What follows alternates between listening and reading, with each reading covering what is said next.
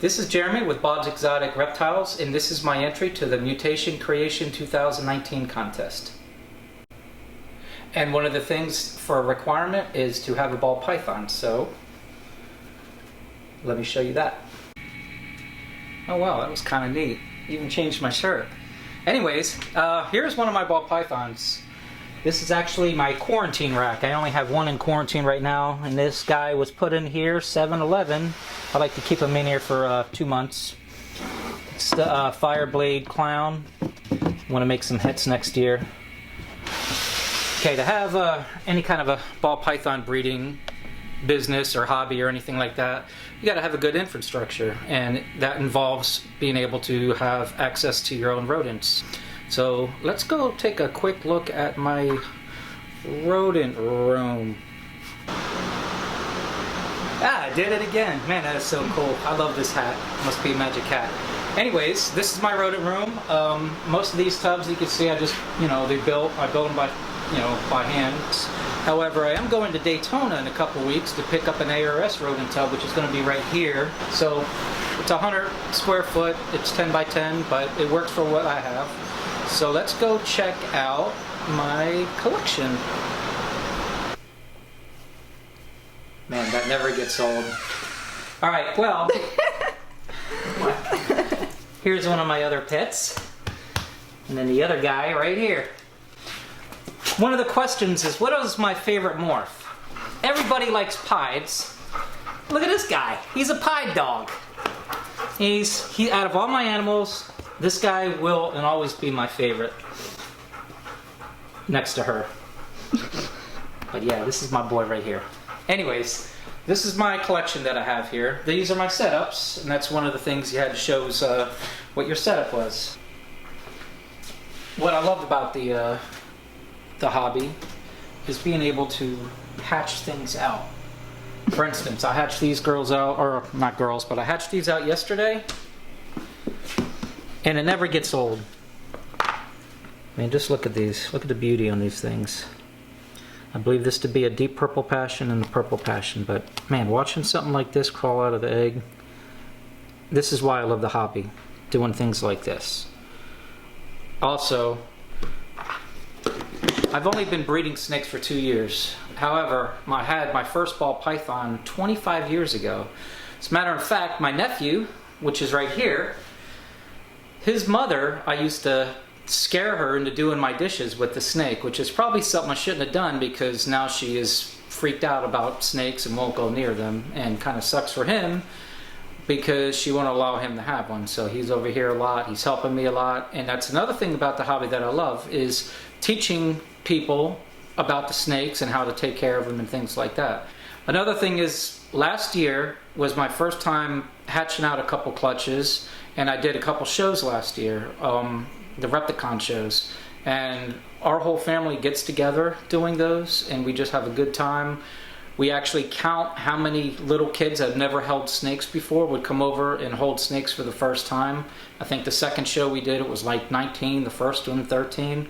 Things like that. I just love that, and there's a couple of them that walked away with some of the snakes.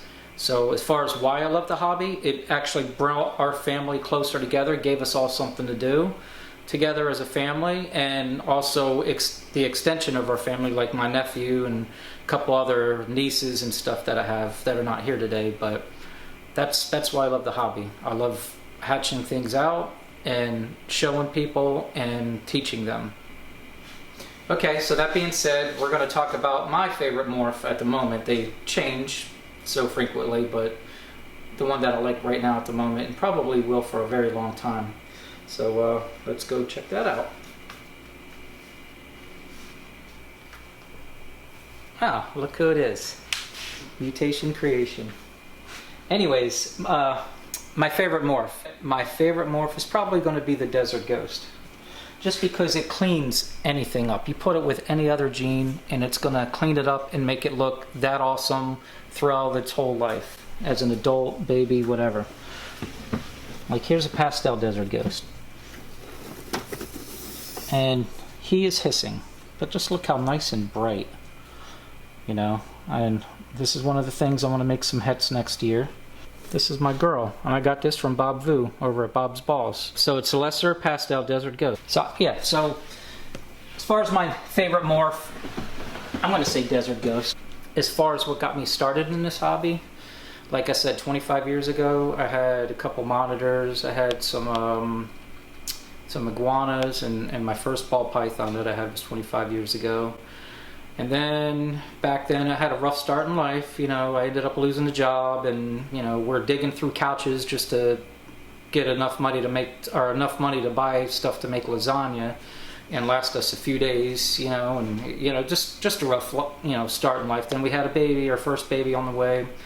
So I ended up selling off the collection I had back then, and then decided to focus on my kids and then doing something with a career, you know. So I actually took a very long break, and then 2 years ago, longer than 2 years ago, my daughter's been wanting lizards and things like that, and I thought it was very cool, you know, that she went out and get some stuff like that. And so she kind of got me back into the hobby.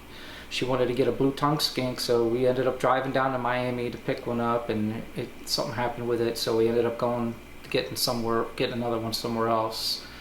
And we got introduced to the Repticons. Now 25 years ago, at least as far as I know, there was no Repticons or any kind of shows like that, and if there were, I wasn't aware of them.